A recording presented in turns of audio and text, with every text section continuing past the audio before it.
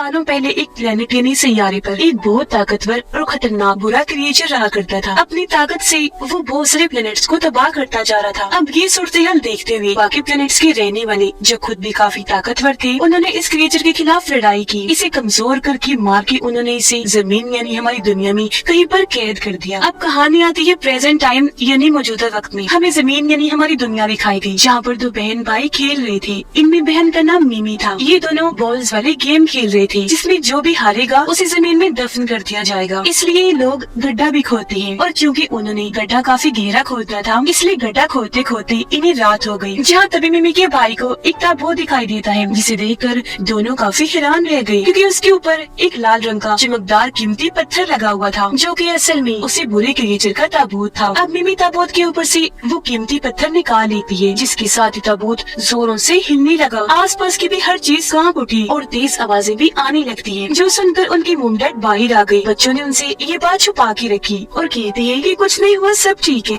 उनके जाते ही क्रिएचर ताबूत में जिंदा हो गया और ताबूत को तोड़कर बाहर आने लगता है। सबसे पहले उसका डरावना सा हाथ बाहर आता है। बाहर आने के बाद क्रिएचर आसपास देखने लगा और इनके घर से निकल जाता है। वो सीधा आया एक फैक्ट्री में, जहाँ उसे 3 चोर मिलते हैं। अब क्योंकि क्रिएचर पहली बार इंसानों को देख रहा था, इसलिए उनसे कहता है कि तुम्हारी जिल्द कितनी पतली है, मेरे जैसी मजबूत बिल्कुल नहीं है, इसीलिए मुझे पसंद नहीं आई। ये कहने के बाद क्रिएचर उनमें से 2 चोरों पर हमला कर देता है। वो उन्हें हाथ के इशारे से अपनी ताकत से हवा में लटका देता है और दोनों के जिस्म में उसकी ताकत की रोशनी दौड़ने लगी। फिर पास जाकर दोनों का गला पकड़ लेता है, पूरी तरह गला दबाकर उनकी जान ले लेता है। और दोनों को मारने के बाद उसने तीसरे पर भी हमला करके उसे नीचे गिरा दिया। वो भी काफी जख्मी हो गया। चोर क्रिएचर से कहता है कि प्लीज मुझे छोड़ दो, अभी मैं मरना नहीं चाहता। ये सुनकर क्रिएचर रुक गया। कहता है तो फिर ठीक है, अब से तुम जिंदा रहोगे तब तक जब तक मैं तुम्हारी जान ना निकाल लूं, लेकिन तुम्हें बहुत तकलीफ में जीना पड़ेगा। जो कहने के बाद वो यहाँ से चला जाता है। अगली सुबह उनके मॉम डैड को भी उस गड्ढे के बारे में पता चल चुका था, लेकिन वो मिट्टी डालकर गड्ढे को बंद तो कर देती है। पर यहाँ मिमी और उसका भाई काफी परेशान थे, क्योंकि वो देखते हैं कि ताबूत गार्डन से गायब हो चुका है। अब रात के वक्त ये दोनों दोबारा से गार्डन में आए, जहाँ इन्हें क्रिएचर के पैरों के निशान दिखते हैं, जिनका पीछे करते करते ये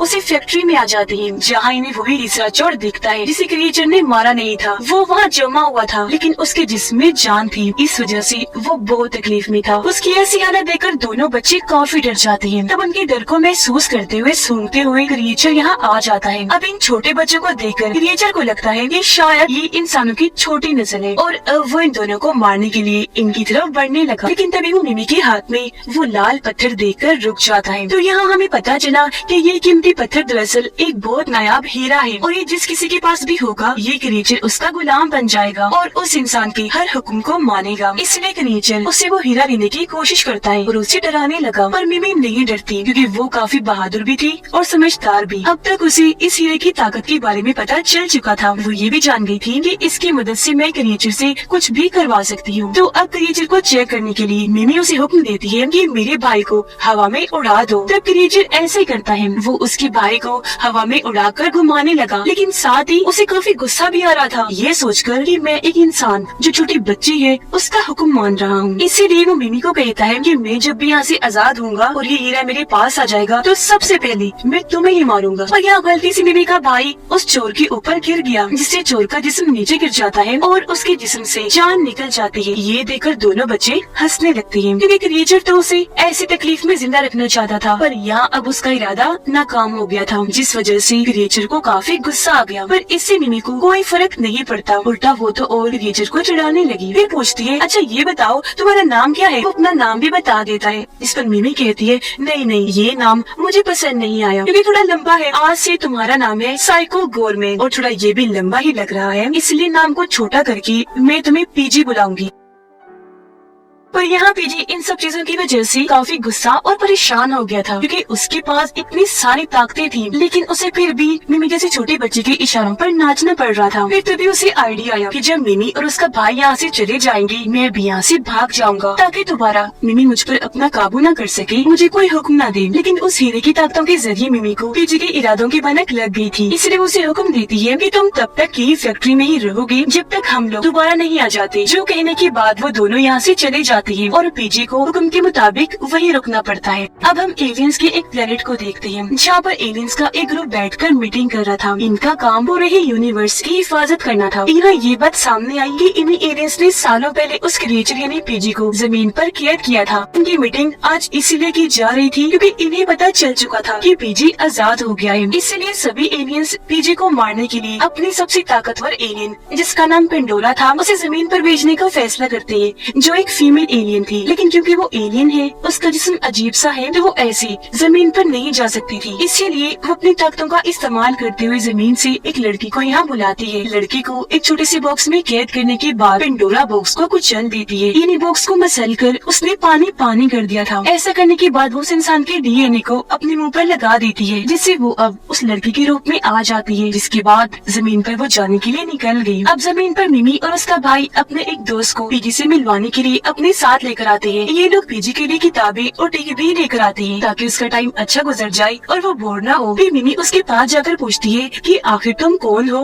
और तुम्हारी सच्चाई क्या है। अब हीरे की वजह से ये भी उसके लिए हुक्म ही था, इसीलिए उसे बताना पड़ता है। वो कहता है कि उन एलियंस ने जिन्होंने मुझे यहाँ कैद किया था एक प्लेनेट पर मुझे गुलाम बना के रखा हुआ था। फिर एक दिन मुझे अपने प्लेनेट से यही लाल कीमती हीरा मिला जो हमारे प्लेनेट के सबसे बुरे ताकतवर एलियन ने बनाया था। ये हीरा हासिल करते ही मेरे अंदर बहुत सारी ताकतें आ गयी, जिनका इस्तेमाल करके बाद में मैंने अपनी एक ताकतवर खतरनाक आर्मी बनाई, जिसके बाद से मैंने बहुत सारे प्लेनेट्स पर हमला करके वहाँ के रहने वालों को मारा और उनके प्लेनेट्स को तबाह कर दिया। कुछ प्लेनेट्स पर मैंने अपना कब्जा भी कर लिया था। लेकिन फिर एक दिन एक प्लेनेट के ताकतवर एलियंस ने मुझसे लड़ाई करके मुझे यहाँ जमीन पर कैद कर दिया और यहाँ उसकी बात पूरी हुई। अब यहाँ तीनों को ही पीजी की ये कहानी पसंद नहीं आती, इसीलिए वो यहाँ से चले जाते हैं। पर जाने से पहले मिमी ने पीजी को किताबें पढ़ने और टीवी देखने का हुक्म दिया था। टीवी को देखकर उसे एक आइडिया आया। वो उसके जरिए अपने प्लेनेट पर अपनी आर्मी से राब्ता करता है और उन्हें जमीन पर आने का कहता है। घर आकर मिमी का भाई अपने दोस्त के साथ गेम्स खेलने लगा, जिस वजह से मिमी अकेली पड़ गई और क्योंकि वो बोर हो रही थी इसलिए हीरे की मदद से वो पीजी को अपने पास बुलाती है। पीजी जैसे ही आया मिमी का भाई और उसके दोस्त भी बाहर आ जाते हैं। यह मिमी को अपने दोस्त पर बहुत गुस्सा था क्योंकि वो उसके साथ खेलना नहीं चाहता था, इसलिए वो पीजी को हुक्म देकर अपने दोस्त को बड़ा सा दिमाग बनवा देती है। पीजी ने ऐसे ही किया जिससे वो इंसान से बदलकर दिमाग की शक्ल में आ गया। पर इसी दौरान उनके मोम डैड बाहर आ गए और वो पीजी को देखकर काफी डर जाते हैं, तो वो उसे मारने की कोशिश करने लगी। तब मिमी उन्हें रोककर कहती है कि ये किसी को कोई नुकसान नहीं पहुंचाएगा क्योंकि इसे तो खुद मैं कंट्रोल कर रही हूँ। जो सुनकर उसके मोम डैड का डर भी खत्म हुआ। जिसके बाद ये पूरी फैमिली पीजी का अपने घर में काफी अच्छा वेलकम करती है, जैसे कि उसके लिए सजावट की जाती है, म्यूजिक बजाया जाता है और ऐसे ही कई दिन गुजर गए। पीजी अब मिमी के साथ उनके घर पर एक फैमिली की तरह रहने लगा था। जहाँ भी मिमी और उसका भाई जाया करते थे ये भी उनके साथ ही चला जाता था। पीजी मिमी और उसके भाई के लिए एक अच्छा दोस्त बन गया था। गरीब बात पीजी की वो तो ये सब कुछ मजबूरी की वजह से कर रहा था। अंदर से वो खुश नहीं था बल्कि अपनी आर्मी के आने का इंतजार कर रहा था। इसलिए एक रात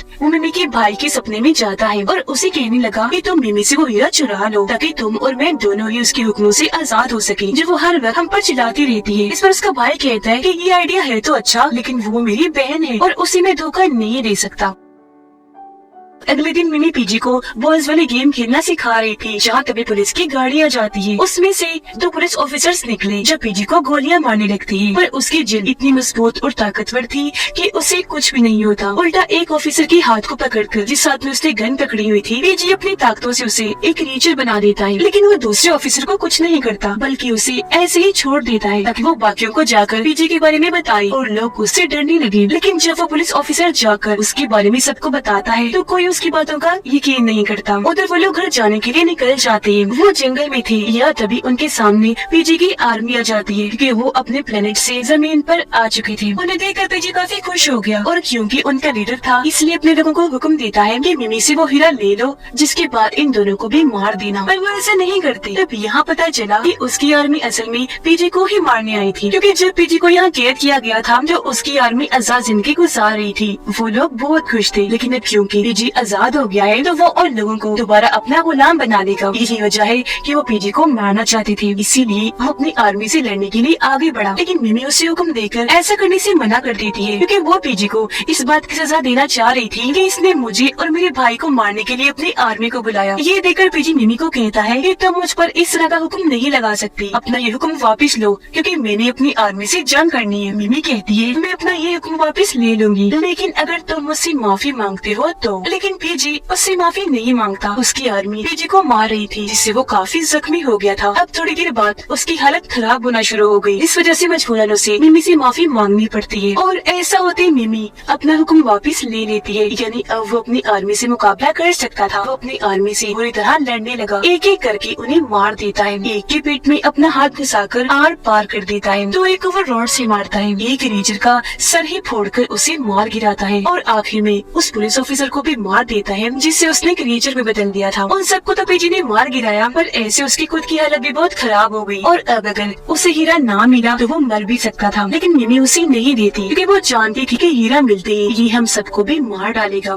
थोड़ी ही देर में उसके डैडी यहाँ आए। पहले उन्होंने पीजी को गाड़ी में बिठाया, फिर बच्चों को भी बिठाकर यहाँ से घर के लिए निकल जाते हैं। घर आकर इन्होंने देखा कि पेंडोरा इनके घर पर आई हुई है और क्योंकि वो इंसानी रूप में थी तो ये नहीं पहचान पाते कि ये एक एलियन है। वो कहती है कि मुझे पीजी को अपने साथ ले जाना होगा। उसे देखकर पीजी भी समझ गया पेंडोरा एलियन है, जो इतनी खतरनाक और ताकतवर है कि वो प्लैनेट्स को चुटकियों में तबाह करती है और अगर इसने मुझे मार दिया तो ये इस दुनिया को भी तबाह कर देगी और यहाँ की सभी लोगों को मार देगी। पीजी उसके साथ जाना नहीं चाहता था, जिस वजह से उन दोनों के साथ साथ इस फैमिली में भी बहस होने लगी। मिमी का भाई और मोम पेंडोरा के साथ थे। वो चाहते थे कि पीजी उसके साथ चला जाए, पर मिमी खुद और उसके डैड पीजी के साइड पर थे, उसे भेजना नहीं चाहते थे। इसलिए वो सीधा फैक्ट्री आई। पीजी की हालत और खराब होती जा रही थी। वो यहाँ मिमी को कहता है कि पेंडोरा खतरनाक एलियन है, अगर मैं मर गया तो उसे कोई भी नहीं रोक पाएगा, वो तुम्हारी दुनिया को तबाह कर देगी।